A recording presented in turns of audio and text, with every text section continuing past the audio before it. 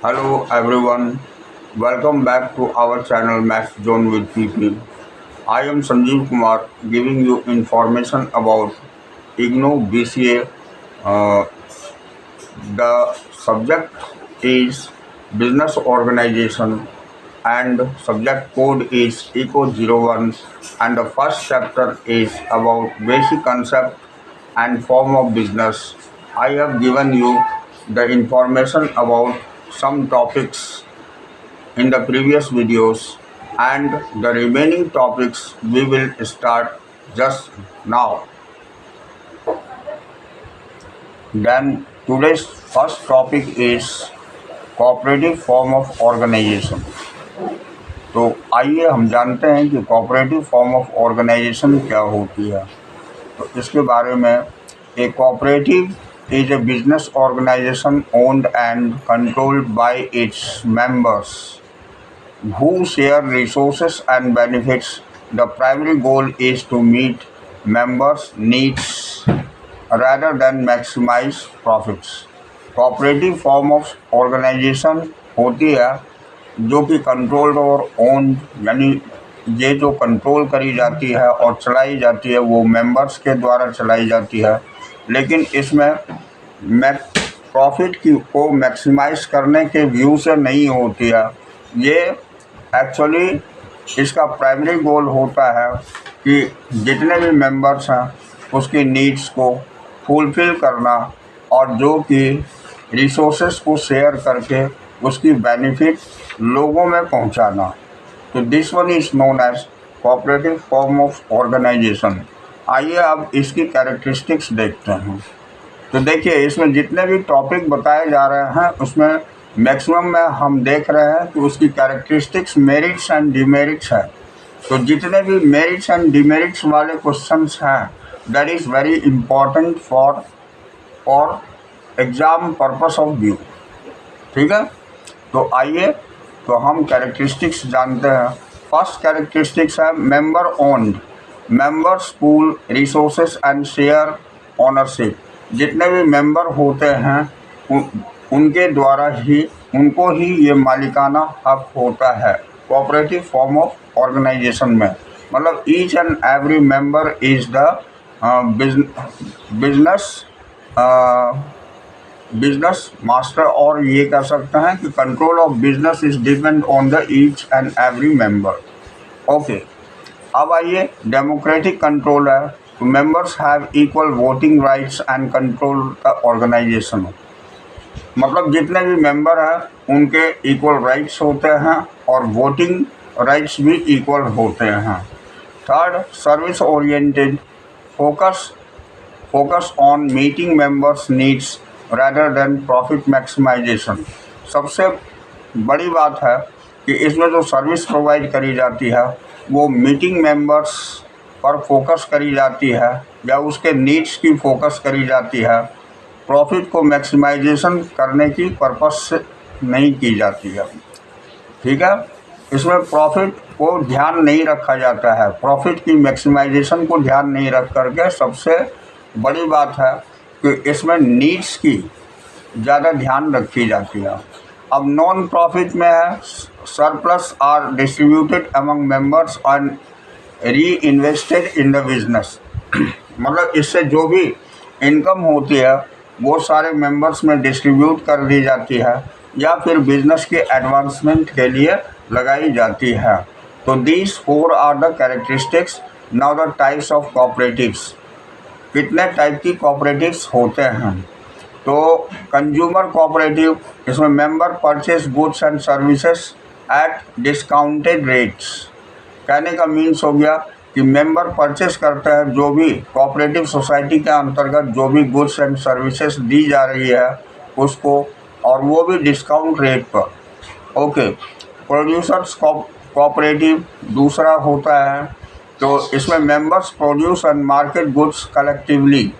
इसमें मेंबर्स जो है प्रोड्यूस करते हैं मार्केट गुड्स को कलेक्टिवली, मतलब एक इकट्ठा ओके, तो प्रोड्यूसर कोऑपरेटिव हमने बताया कि members produce and market goods collectively. उसके बाद अब है क्रेडिट क्रेडिट कोऑपरेटिव में होता है members pool resources for loans and financial service. इसमें मेंबर्स को जो है लोन प्रोवाइड करी जाती है, लोन के लिए होता है, और फाइनेंशियल सर्विस में सपोर्ट मिलती है। ये क्रेडिट कोऑपरेटिव के अंतर्गत आती है। फोर्थ पॉइंट है हाउसिंग कोऑपरेटिव। ये टाइप्स ऑफ कोऑपरेटिव हम पढ़ रहे हैं। तो हाउसिंग कोऑपरेटिव में members owned and managed housing collectively. इसमें मेंबर्स जो है मैनेज करते हैं, या ओन मीन्स मालिकाना हक होता है हाउसिंग में कलेक्टिवली। तो these are the 4 types of cooperatives. Now the advantage. अब इसके एडवांटेज क्या है ये हम देखते हैं। Improved bargaining power. इसमें collectively ownership enhances negotiating power. इसमें निगोशिएटिंग पावर जो है कलेक्टिवली इन्हेंस करी जाती है, यानी प्राप्त करी जाती है। दूसरी है increased efficiency. Share resources and expertise leads to cost saving. इसमें शेयर रिसोर्सेस को शेयर करी जाती है और एक्सपर्टाइज करी जाती है, जिससे हमारी सेविंग को लीड करी जाती है। इससे मतलब नेतृत्व करी जाती है, जिससे कॉस्ट की सेविंग की बचत होती है। अब थर्ड है enhance services. Member focused approach lead to better service. इसमें मेंबर्स जो है फोकस करते हैं अच्छी से अच्छी सर्विस प्रोवाइड करने की। और फोर्थ है community development. Cooperative often contribute to local development. Community development के अंतर्गत कोऑपरेटिव की ये मोटिव होती है वो लोकल का डेवलपमेंट जिससे हो सके। तो these are the 4 advantage. Now the disadvantage. तो limited capital. Members own business में फेस फंडिंग चैलेंजेस, क्योंकि इसकी लिमिटेड कैपिटल्स होती है, इसीलिए चैलेंजेस ज़्यादा होती है कोऑपरेटिव में। ये डिसएडवांटेज है। अब decision making challenge. Democratic control can lead to slow decision making. इसमें डिसीजन मेकिंग बहुत ही स्लो होता है और ये डिमेरिट्स है। अब dependence of members. Cooperative rely and active member participation. तो कोऑपरेटिव को रिलाई करना पड़ता है एक्टिव मेंबर पार्टिसिपेशन के आधार पर। तो ये मेंबर्स के ऊपर डिपेंड होता है। तो ये सारे डिसएडवांटेज थे। अब हम नेक्स्ट पॉइंट में आते हैं, main requisite of ideal form of business organization. आइए तब इसके बारे में डिटेल्स जानते हैं। तो मेन मेन रिक्विजिट्स क्या है ideal form of business organization की, ये अकॉर्डिंग टू पॉइंट वाइज हम इलस्ट्रेट करते हैं। तो इसमें दिया हुआ है कि main requisites are as follows, जैसे कि नीचे दिए हुए हैं हमें। ये मैं पहला पॉइंट बताता हूँ। Clarity of objective. इसमें ऑब्जेक्टिव की क्लैरिटी होती है, क्लियर डिफिनेशन पर्पस की होती है, क्या टारगेट है कोऑपरेटिव सोसाइटी की, उसका पर्पस जो है क्लियर होता है, और गोल भी क्लियर होती है, और स्कोप भी इसका क्लियर होता है। दूसरा पॉइंट है simplicity and flexibility. Easy to establish. ये कोऑपरेटिव को ईजिली इस्टेब्लिश करी जा सकती है, मैनेज इसे ईजिली करी जा सकती है। अडाप्ट टू चेंजेस भी ईजिली इसमें हो सकती है। अब तीसरा है इकोनॉमिकल। Minimises cost. इसमें ये इकोनॉमिकल होती है, इसकी कॉस्ट मिनिमाइज होती है। Maximizes efficiency. इसमें एफिशिएंसी मैक्सिमाइज होती है। And optimize resource utilization. और रिसोर्स यूटिलाइजेशन की ऑप्टिमाइज्ड होती है, यानी ज़्यादा से ज़्यादा यूज हम रिसोर्स की कर सकते हैं। अब limited liabilities. Protects honours personal assets from business risk. इसमें लिमिटेड लायबिलिटीज़ होती है, जिससे कि पर्सनल एसेट्स को प्रोटेक्ट किया जा सकता है ऑनर्स के द्वारा बिजनेस रिस्क से। अब परपेचुअल सक्सेशन। इसमें है continue despite change in ownership और मैनेजमेंट। इसमें जो चेंजेस होती है उसको ओनर्स और मैनेजमेंट के द्वारा कंटिन्यू रखा जाता है। अब separate legal entity, distinct form of owners, owners के डिस्टिंक्ट फॉर्म अलग अलग फॉर्म होते हैं with its own rights and liabilities, जिसमें उनकी अपनी अधिकार और लायबिलिटीज़ के साथ होती है। तो इजी ट्रांसफरेबिलिटी ऑफ ओनरशिप, इसमें ओनरशिप को हम इजीली ट्रांसफ़र कर सकते हैं एक से दूसरे में। Allow to smooth transfer of share and ownership. अब नेक्स्ट है ability to raise capital, can access various funding source and instrument. इसमें कैपिटल रेज करने के लिए अलग अलग सोर्सेस होती है और इंस्ट्रूमेंट होती है जिससे कि हम इजीली इसको अवेलेबल कर सकते हैं। ये योग्यताएं होती हैं। Next professional management, allow to skill management, ये स्किल मैनेजमेंट को अलाउ करता है सेपरेट फ्रॉम ओनरशिप, वो ओनरशिप से सेपरेट होती है। इसका मीन्स हो गया कि हम प्रोफेशनल मैनेजमेंट भी इजीली कर सकते हैं। Now government regulation and compliance meet legal requirement, इसमें लीगल रिक्वायरमेंट की मीटिंग होती है विद मिनिमल रेगुलेटरी हर्डल्स, इसमें कम से कम रेगुलेटरी हर्डल्स होते हैं, यानी लीगल रिक्वायरमेंट भी इसमें होती है लेकिन कम से कम अवरोध होती है। Social responsibility aligns with social and environmental value, इसमें सोशल और इन्वायरमेंटल महत्व का भी ध्यान रखा जाता है। एंश्योरिंग एथिकल ऑपरेशंस, और इसमें जो एथिकल ऑपरेशंस है उसको भी एंश्योर किया जाता है। अब scalability can grow and expand operations, इसमें जो भी ऑपरेट करने की सिस्टम्स होती है उसको ग्रो किया जा सकता है या एक्सपेंड किया जा सकता है विद मिनिमल स्ट्रक्चरल चेंजेस, थोड़ी सी स्ट्रक्चरल चेंज करके इसमें हम ऑपरेशनल और ऑपरेशन को एक्सपेंड कर सकते हैं और ग्रो कर सकते हैं। अब अकाउंटेबिलिटी एंड ट्रांसपेरेंसी, तो एंश्योर क्लियर रिपोर्टिंग, इसमें रिपोर्टिंग बिल्कुल स्पष्ट रूप से होती है, ऑडिटिंग भी एंड स्टेक होल्डर कम्युनिकेशन, ये सारे बिल्कुल क्लियर होते हैं, इसलिए इसमें ट्रांसपेरेंसी दिखाई देती है। Now risk management effectively manage and mitigates business risk, इसमें मैनेज बहुत ही प्रभावी ढंग से करी जाती है जिससे बिजनेस रिस्क जो है उसको मिटिगेट यानी लो से लो करी जा सके।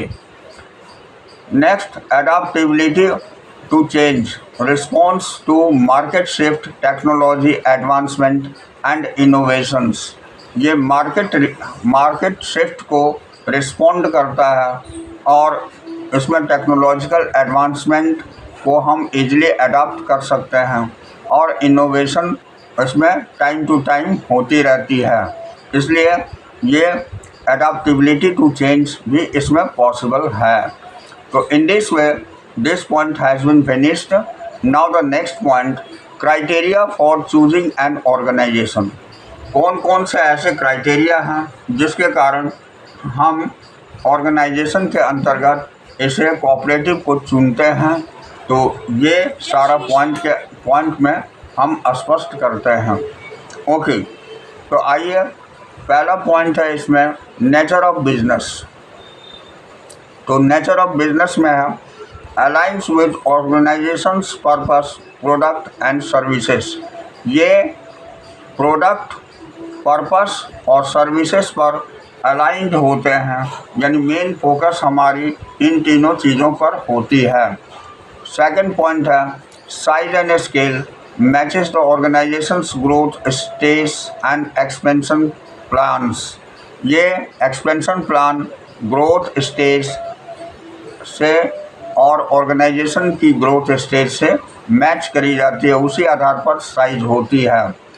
नेक्स्ट है ओनरशिप एंड कंट्रोल, तो ओनरशिप एंड कंट्रोल के अंतर्गत है कि suits the desire level of ownership, इसमें जितनी इच्छा होती है ओनरशिप की उस आधार से इसको सूट करी जाती है, कंट्रोल करी जाती है और डिसीजन मेकिंग की जाती है।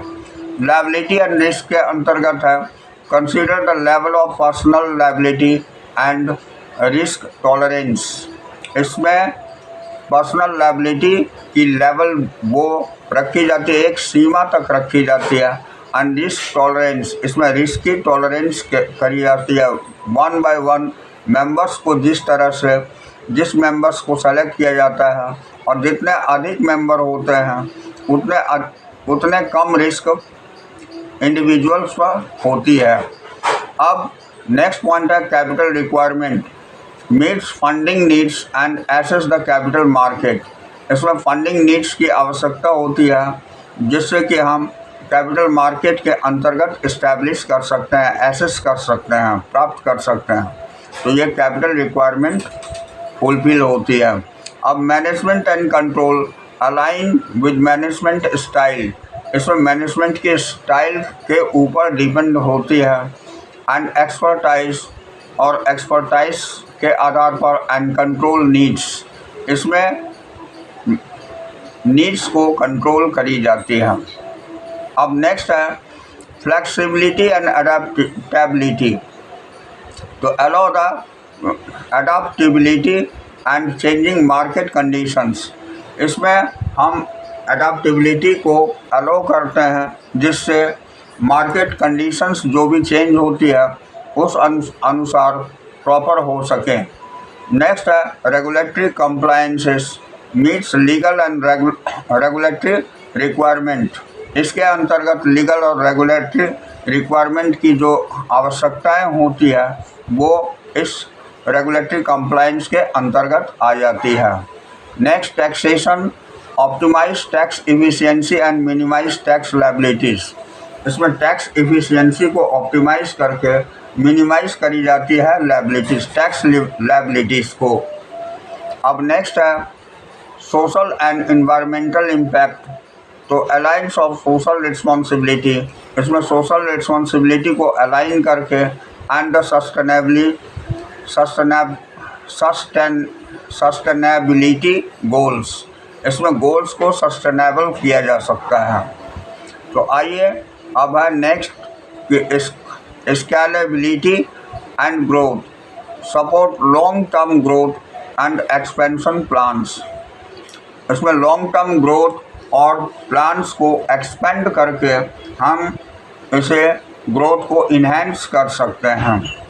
अब एग्जिट स्ट्रैटेजीज, इसमें है स्ट्रैटेजीज को निकाल करके तो provide a clear exit strategy for owners and investors. इसमें जितने भी स्ट्रैटेजी है उसको कुछ को निकाल करके हम ओनर्स और इन्वेस्टर्स के लिए प्रोवाइड कर सकते हैं। नेक्स्ट है कॉस्ट एंड कॉम्प्लेक्सिबिलिटी। ये बैलेंसेस ऑर्गेनाइजेशनल कॉम्प्लेक्सिबिलिटी, जितनी भी ऑर्गेनाइजेशन की जटिलताएं होती है उसको संतुलित करी जाती है विद ऑपरेशनल कॉस्ट, इसको ऑपरेशनल कॉस्ट के द्वारा। अब रेपुटेशंस एंड इमेज है, तो रेपुटेशंस एंड इमेज के अंतर्गत आती है enhance the organization reputation and market image.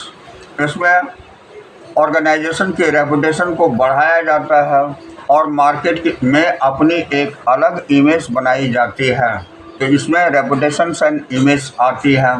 Last point है स्टेक होल्डर्स नीड्स। तो स्टेक होल्डर्स की आवश्यकताएं meets the needs and expectation of stakeholder including customers, employees and investors. इसमें जितने भी स्टेक होल्डर हैं लाइक कस्टमर्स, एम्प्लॉयज़ और investors, उनके जो भी एक्सपेक्टेशंस होती है उसके नीड्स, उसकी आवश्यकताओं पर ध्यान दी जाती है। तो in this way we have completed this topic, that is the criteria for choosing an organization। Organization हम क्यों चुनते हैं उसके सारे कंडीशंस हमने यहाँ पर बताए।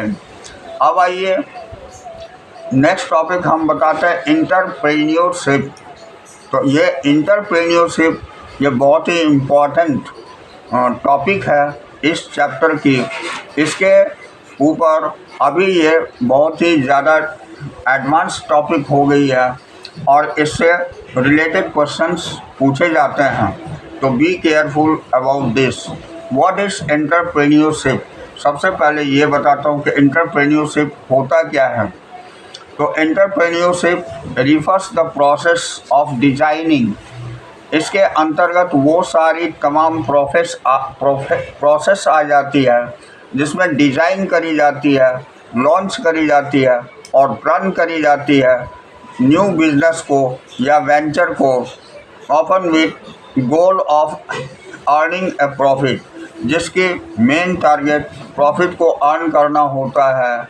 It involves taking calculated risk.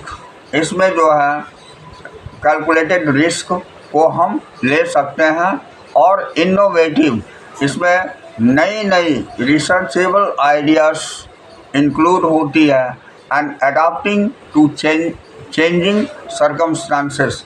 जैसा जैसा हमारे बिजनेस में या चेंजेस आती है, मार्केट में चेंजेस होती है, उस आधार पर हम इसे अडाप्ट करते हैं। तो दिस वन इज़ एंटरप्रेन्योरशिप। अब आइए इम्पॉर्टेंट कैरेक्टरिस्टिक्स ऑफ एंटरप्रेन्योरशिप के बारे में जानते हैं।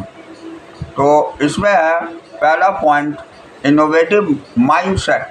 सी opportunities and creates new solutions. इसमें अपॉर्चुनिटीज़ को देख करके नए नए सॉल्यूशंस को क्रिएट करी जाती है, यानी कि निर्माण करी जाती है, तैयार करी जाती है। ये इनोवेटिव माइंडसेट होती है। सेकंड पॉइंट है risk taker, willing to take calculated risk and face challenges. इसमें जो है रिस्क कैलकुलेट करके कैलकुलेटेड रिस्क ही होती है और इसमें चैलेंजेस को फेस किया जाता है। उसके बाद तीसरा है visionary, has a clear vision and set achievable goals. इसका लक्ष्य जो है ये स्पष्ट होता है, विजन इसकी स्पष्ट होती है फ्यूचर के लिए, और ये जिससे कि हम एक अचीवेबल गोल, जो ऐसा टारगेट होता है जिसको हम प्राप्त कर सके, वो सारी क्लियर होती है। उसके बाद है पैशनेट, तो driven by passion and enthusiasm for their business. Business के लिए हमें पैशन रखनी पड़ती है, जुनून होना चाहिए और इंथुसियाज्म होना चाहिए टू अचीव गोल्स। उसके बाद है adaptable, flexibility and able to pivot when circumstances changes. तो इसमें जैसे जैसे सर्कमस्टांसेस की चेंजेस होती है उस अनुसार से उसमें फ्लेक्सिबिलिटी भी होनी चाहिए। So we can say that this one is adaptable. उसके बाद resilient, bounces back from failure and learn from mistakes.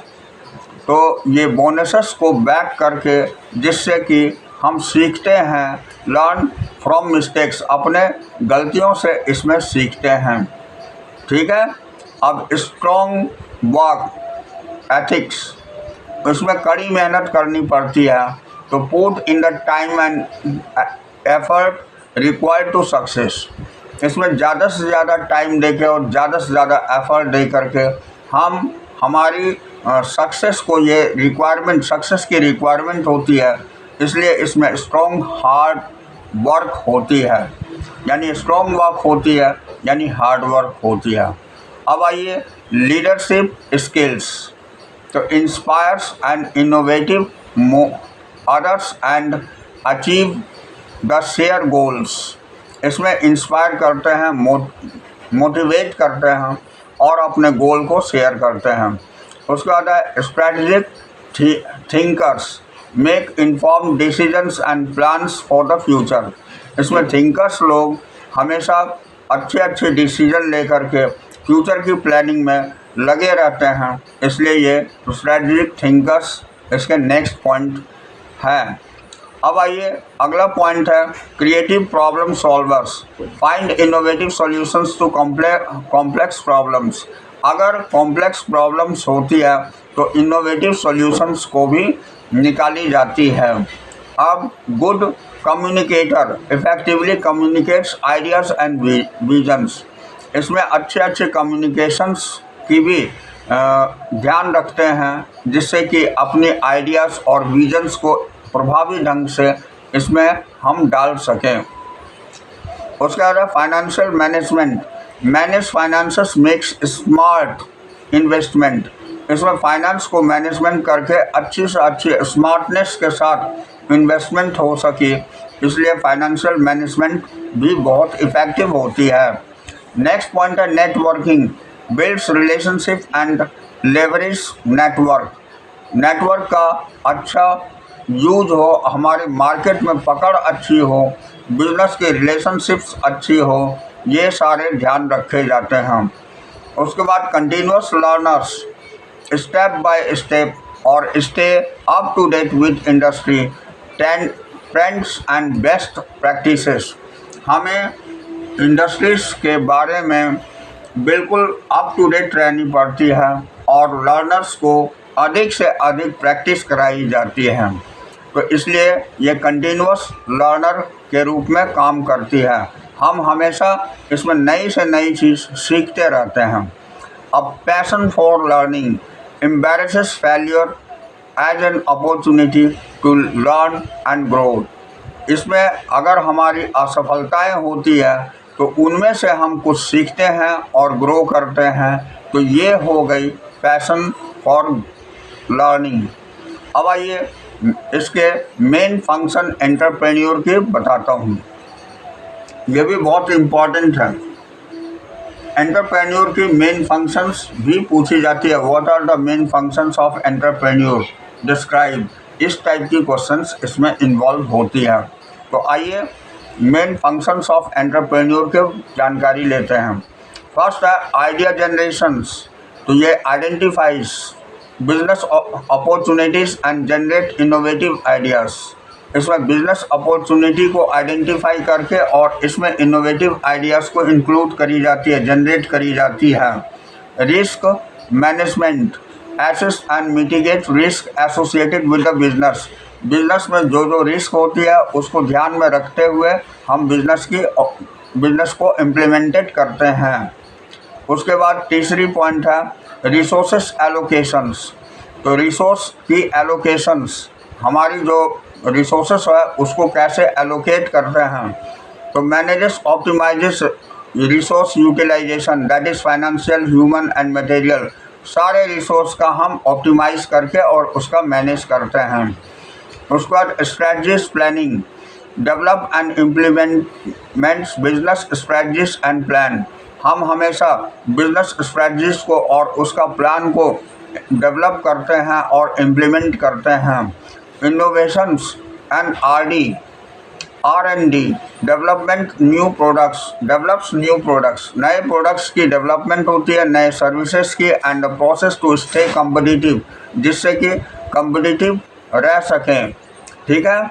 अब उसके बाद है marketing and sales, promote the sales products of services and generate revenue. इसमें हम सेल को promote करते हैं और सर्विसेज को प्रमोट करते हैं, जिससे कि रिवेन्यू जनरेट हो सके। Financial management, manage finances including budgeting, finding and investment. Financial management के अंतर्गत फाइनेंस आती है, बजट आती है और फंडिंग आती है और इन्वेस्टमेंट, ये सारे हमारे फाइनेंशियल मैनेजमेंट के अंतर्गत आती है। अब ह्यूमन रिसोर्स मैनेजमेंट, ये recruits, trains and motivates employees. इसमें ह्यूमन रिसोर्सेस मैनेजमेंट के अंतर्गत रिक्रूट्स आती है, जो हमें एम्प्लॉयमेंट रखनी होती है, किस बेसिस पर रखते हैं, उसे कैसे ट्रेन करते हैं और कैसे उसे मोटिवेट करते हैं, ये सारे फील्ड हमारे ह्यूमन रिसोर्स मैनेजमेंट के अंतर्गत आती है। अब operations management, overseas day by day business operations and logistics. तो ऑपरेशन मैनेजमेंट में हमें इसे कैसे इन्हेंस करके ऑपरेट करना होता है, ये इसकी इंफॉर्मेशन हमें मिलती है। Network and partnership, build relationship with partner, partner के साथ हमें रिलेशनशिप को बिल्ड करनी होती है, सप्लायर्स के साथ और स्टेक होल्डर के साथ, जिससे कि हमारी बिजनेस अच्छी तरह से रन कर सके। अब एडाप्टेशंस एंड फ्लेक्सिबिलिटी है, तो एडाप्टेशंस एंड फ्लेक्सिबिलिटी में हम देखते हैं कि respond to change in the market, market में किस तरह की चेंजेस हो रही है इंडस्ट्रीज़ में एंड इकोनॉमी में, ये सारी को अडाप्ट करते रहते हैं। उसके बाद लीडरशिप एंड मोटिवेशंस है, inspire the motivates employees and achieve share goals. हम जनरली इंस्पायर करते रहते हैं और मोटिवेट करते रहते हैं अपने एम्प्लॉयज़ को, जिससे कि हम अपने जो गोल है उसे अचीव कर सकें। अब मॉनिटरिंग एंड इवेल्युएशंस, ट्रैक परफॉर्मेंस को ट्रैक करते हैं, एनालाइज डाटा को एनालाइज करते हैं एंड मेक्स इन्फॉर्म्ड डिसीजन, और जो इनफॉर्मल डिसीजंस होते हैं वो लेते हैं। तो innovations and improvement, continuously seek operations opportunities for growth and improvement, continuously हम लोग अपॉर्चुनिटी को लेते हैं और अपनी इम्प्रूवमेंट को ग्रो करते हैं। लास्ट पॉइंट हमारी है रिप्रेजेंटेशन एंड एडवोकेसी। इसकी लास्ट पॉइंट में हम रिप्रेजेंट करते हैं बिजनेस को और एडवोकेट फॉर इट्स इंटरेस्ट, इसके इंटरेस्ट को एडवोकेट करते हैं। तो ये हमारी टॉपिक यहाँ ख़त्म होती है। उसके बाद हमारी टाइप ऑफ प्रमोटर है, उसके बाद जॉइंट स्टॉक कंपनी है। ये 2 पॉइंट रहते हैं, इन दोनों पॉइंट को भी आज हम क्लियर कर देते हैं। तो आइए टाइप ऑफ प्रमोटर्स के अंतर्गत हम देखते हैं entrepreneur promoter identifies business opportunities to take the leads of setting up a new venture. इसमें एंटरप्रेन्योर के प्रमोटर जो होते हैं, इसमें बिजनेस अपॉर्चुनिटी को आइडेंटिफाई करी जाती है और उसे लीड करी जाती है एक नए वेंचर को सेटअप करने के लिए। अब आइए सेकंड पॉइंट है हमारी फाइनेंशियल प्रमोटर, तो provides financial resources and expertise establish A new business. इसमें फाइनेंशियल रिसोर्सेस को प्रोवाइड करी जाती है, उसकी एक्सपर्टाइज करी जाती है, जिससे कि एक नई बिजनेस को इस्टेब्लिश करी जाए, वो फाइनेंशियल प्रमोटर कहलाती है। अब टेक्निकल प्रमोटर कौन सा होता है, तो कंट्रीब्यूट टेक्निकल एक्सपर्टाइज, जो टेक्निकल एक्सपर्टाइज में योगदान देता है, और and knowledge to develop new product and services, जिसमें न्यू प्रोडक्ट और सर्विसेज की नॉलेज प्रोवाइड करी जाती है और इसको डेवलप किया जाता है। Fourth one is professional promoter, तो ब्रिंग प्रोफेशनल एक्सपर्टाइज। इसमें प्रोफेशनल एक्सपर्टाइज को लाया जाता है, such as legal management skill, जिसमें लीगल और मैनेजमेंट स्किल्स दोनों ही होती है, टू द वेंचर के लिए। नेक्स्ट पॉइंट है corporate promoter, a company of organization that promotes a new business venture. एक कंपनी ऑर्गेनाइजेशन की होती है, वो प्रमोट करता है न्यू बिजनेस वेंचर को। उसके बाद हमारी इंडस्ट्रियल प्रमोटर है financial institutions such as banks और venture capital firms that promote new business. इसमें इंस्टीट्यूशनल प्रमोटर के अंतर्गत फाइनेंशियल इंस्टीट्यूशन आती है, बैंक और वेंचर कैपिटल फर्म्स आती है, जो कि न्यू बिजनेस को प्रमोट करती है। नेक्स्ट है government promoter, government agencies and department that promotes entrepreneur and the business ventures. Government agencies और डिपार्टमेंट होती है जो प्रमोट करती है एंटरप्रेन्योर को एंड न्यू बिजनेस वेंचर को। अब प्राइवेट प्रमोटर हम देखते हैं, तो प्राइवेट प्रमोटर होती है हमारी individuals who promote new business. कोई भी इंडिविजुअल्स होते हैं जो अपने न्यू बिजनेस को प्रमोट कर सकता है, often with their own resources, अपने रिसोर्सेस के आधार पर। फिर जॉइंट प्रमोटर होता है, तो 2 और मोर इंडिविजुअल, 2 या 2 से अधिक इंडिविजुअल और organization that collaborate to promote the new business, जो आपस में कोलैबोरेट करके एक न्यू बिजनेस की को प्रमोट करते हैं। उसके बाद फॉरेन प्रमोटर होता है, इंडिविजुअल्स और organization from outside the country, जो हमारे देश के नहीं दूसरे देश के इंडिविजुअल या ऑर्गेनाइजेशन होता है, who promote the new business, जो नए बिजनेस को प्रमोट करता है, उसे हम फॉरेन प्रमोटर कहते हैं। अब वेंचर कैपिटलिस्ट प्रमोटर, इसमें invest the startups and early stage companies with high growth potential, जो स्टार्टअप करते हैं अर्ली स्टेज कंपनीज को, जिससे कि हाई ग्रोथ पोटेंशियल तक लेके जाता है, ऐसे बिजनेस को हम वेंचर कैपिटलिस्ट प्रमोटर कहते हैं। ये इसके अंतर्गत आती है। अब उसके बाद है business incubator promoter, supports early stage companies, ये भी कंपनीज के अर्ली स्टेज को सपोर्ट करती है विद रिसोर्सेस के साथ, मेंटोरशिप से के आधार पर एंड फंडिंग के आधार पर, तो उसको हम बिजनेस इंक्यूबेटर प्रमोटर बोलते हैं। अब angel investor promoter, wealthy individuals who invest the startup and early stage companies। Angel investor promoter हम ऐसे वेल्दी इंडिविजुअल को कहते हैं जो कि स्टार्टअप करता है किसी बिजनेस को और अर्ली स्टेज कंपनीज को ही स्टार्टअप करता है, उसे हम एंजल इन्वेस्टर प्रमोटर कहते हैं। And last one is crowd funding promoter. ये क्राउड फंडिंग प्रमोटर होती है जो रेजेस फंड को रेज करता है from the large number of people, एक बड़े नंबर ऑफ पीपल से, and typical through online platform, यानी ऑनलाइन प्लेटफॉर्म के टाइप से। तो इन दिस वे ये हमारी जो भी थी, ये हमारी टाइप्स ऑफ प्रमोटर्स थी। कितने टाइप के प्रमोटर होते हैं बिजनेस में, ये सारी जानकारी आपको दिया गया। Now the last topic is our joint stock company.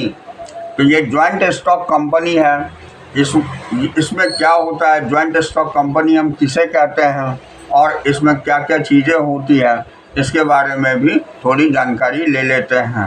This one is also very informative. तो आइए, unlike the business entities, the joint stock company has more complex promotions process due to its size, scope and regulatory requirement. मतलब business entities के जैसा ही ये joint stock company भी होती है, जो कि बहुत ही कॉम्प्लेक्स प्रमोशंस और प्रोसेस के कारण, इसकी साइज़ के कारण, इसके स्कोप के कारण और रेगुलेटरी रिक्वायरमेंट के कारण ये एस्टैब्लिशमेंट इसकी होती है। Here are the steps involve in promoting a JSC। JSC is the short form of joint stock company. तो अब हम कुछ स्टेप्स पढ़ेंगे जो कि JSC को इस्टेब्लिश करने में कौन कौन से पॉइंट्स हमारी इन्वॉल्व होती है। तो फर्स्ट है आइडिया जनरेशन।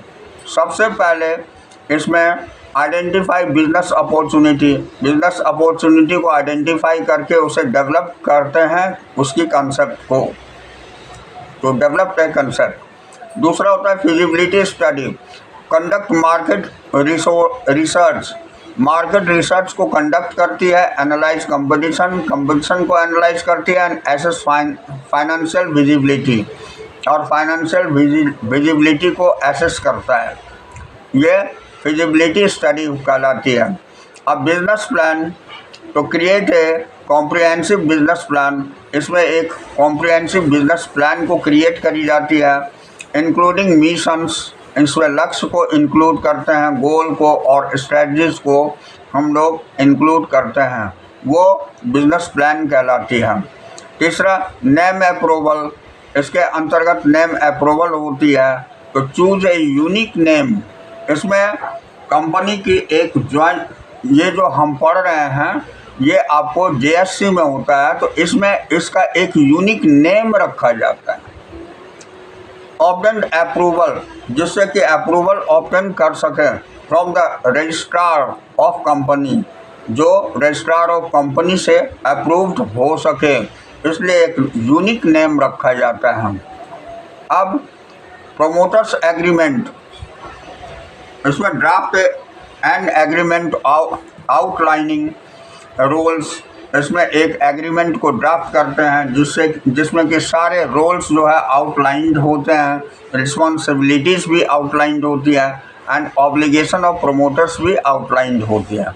वो प्रोमोटर्स एग्रीमेंट कहलाती है। अब मेमोरेंडम ऑफ एसोसिएशन, ये मेमोरेंडम ऑफ एसोसिएशन के अंतर्गत प्रिपेयर्ड एमओए को प्रिपेयर किया जाता है। ए लीगल डॉक्यूमेंट होती है डिफाइनिंग द कंपनी, जिसमें कंपनी की पर्पस, स्कोप और पावर्स को डिफाइन करी जाती है, उसे हम मेमोरेंडम ऑफ एसोसिएशन कहते हैं। अब article of association, draft article of association outlining internal management, इसमें इंटरनल मैनेजमेंट को पूरी डिटेल जानकारी होती है। यहाँ शेयर होल्डर राइट्स की जानकारी होती है एंड ऑपरेशनल डिटेल्स, ये कैसे काम करेगी उसकी भी डिटेल्स होती है, तो उसे हम आर्टिकल ऑफ एसोसिएशन बोलते हैं।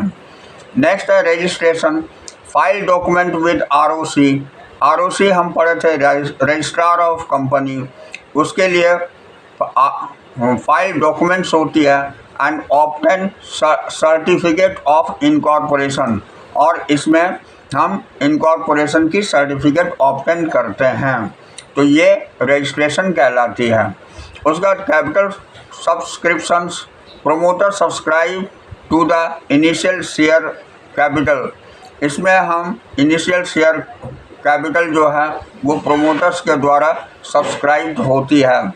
और उसके बाद ये public issues share and it's public through the initial public offering and private placement, इसमें पब्लिक के द्वारा जो भी चीज़ें ली जाती है वो मेंशन्ड होती है, जिसको हम इनिशियल पब्लिक ऑफरिंग बोलते हैं, और प्राइवेट प्लेसमेंट होती है। उसके बाद है list share on the stock exchange to facilitate trading, इसमें स्टॉक एक्सचेंज के अंतर्गत शेयर को लिस्ट आउट करी जाती है, जिससे कि ट्रेडिंग को फैसिलिटेट, आगे इन्हेंस करने में सुविधा होती है, उसे हम लिस्टिंग कहते हैं। लास्ट है compliance, ensure ongoing compliance with legal, regulatory and financial requirement, तो इस तरह जो भी लीगल और रेगुलेटरी और फाइनेंशियल रिक्वायरमेंट होती है उसको, उस कंप्लायंस को एंश्योर करते हैं, ये हमारी कंप्लायंस के अंतर्गत आती है। तो ये सारे पॉइंट्स हमारे जॉइंट स्टॉक कंपनी के थे। इस तरह आज चैप्टर 1 जो कि हमने बताया इको 01 का पहला चैप्टर है, ये यहाँ फिनिश होती है। उसके बाद हम लोग नेक्स्ट टॉपिक पर, नेक्स्ट चैप्टर की टॉपिक पर नेक्स्ट वीडियोस में फिर मिलेंगे। तो दैट्स ऑल फॉर टुडे।